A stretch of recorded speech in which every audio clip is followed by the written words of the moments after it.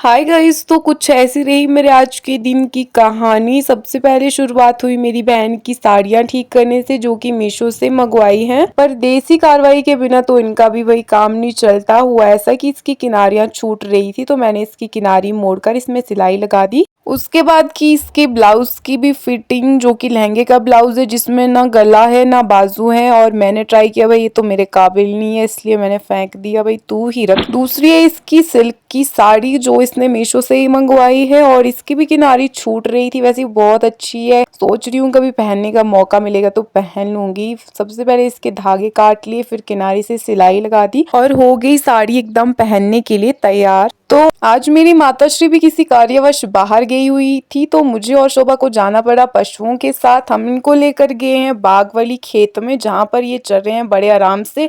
और धूप तो आज ऐसी हो रही है जैसे कई दिनों से निकली ही नहीं थी। और सबसे ज्यादा मजा मुझे आ रहा है पुइयों के साथ खेलने में, जो कि नया नया आया हुआ है। यहाँ पर की घास खा रहा है और मैंने इसको डिस्टर्ब नहीं किया। और साइड में है ये लहसुन का खेत, जिसको हमें गायों से बचा कर रखना है।